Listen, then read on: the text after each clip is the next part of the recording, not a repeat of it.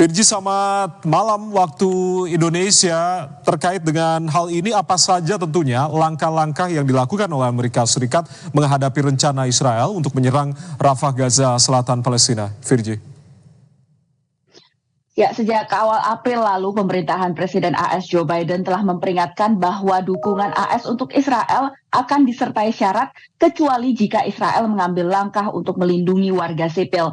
Tapi dengan Israel yang meluncurkan serangan ke Rafah awal pekan ini, akhirnya ancaman Amerika Serikat ini pun dilancarkan pada Rabu lalu. Salah satunya dengan menghentikan sementara atau mempause pengiriman sejumlah bom besar ke Israel, termasuk 1.800 bom masing-masing berbobot sekitar 1 ton dan 1.700 bom berbobot sekitar 1/4 ton. Meski demikian, Presiden AS Joe Biden yang saat ini juga sedang melakukan sejumlah perjalanan kampanye untuk pemilu AS November mendatang menyatakan bahwa komitmennya sebagai Presiden Amerika Serikat tidak tergoyahkan bagi warga Yahudi dan keamanan Israel. AS November mendatang menyatakan bahwa komitmennya sebagai Presiden Amerika Serikat tidak tergoyahkan bagi warga Yahudi dan keamanan Israel meski ada ketidaksetujuan antara kedua negara.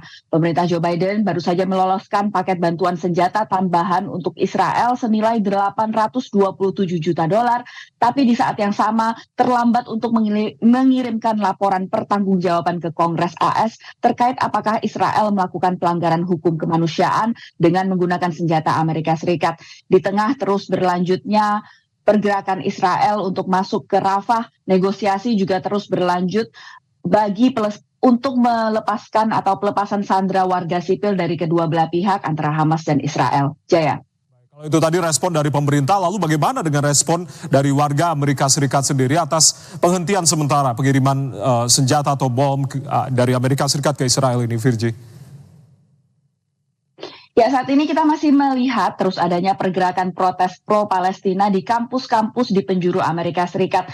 Beberapa kampus sudah pasti membatalkan acara wisuda mereka atas dasar atau alasannya keamanan. Pembubaran paksa tenda-tenda yang jadi simbol protes dan penangkapan demonstran juga terjadi di sejumlah kampus yang tidak terjadi sebelumnya. Namun penghentian sementara pengiriman senjata dan bom ini memang tidak terlalu berdampak di level pergerakan mahasiswa yang ada di kampus karena tuntutan para mahasiswa dan demonstran yang di kampus ini lebih berfokus pada administrasi kampus masing-masing. Tapi yang paling terasa adalah di level legislatif Amerika Serikat, di mana para wakil rakyat dari Partai Demokrat, partai pengusung Joe Biden, terutama dari yang sayap progresif ini menyambut baik penghentian sementara ini. Namun kritik yang keras datang dari partai oposisi, Partai Republik, yang melihat langkah pemerintah Joe Biden ini sebagai upaya untuk memicromanage atau mengatur hal-hal kecil berkaitan dengan perang yang terjadi. Sementara Gedung Putih menyatakan serangan Israel ke Rafah tak hanya akan menjatuhkan lebih banyak lagi korban jiwa,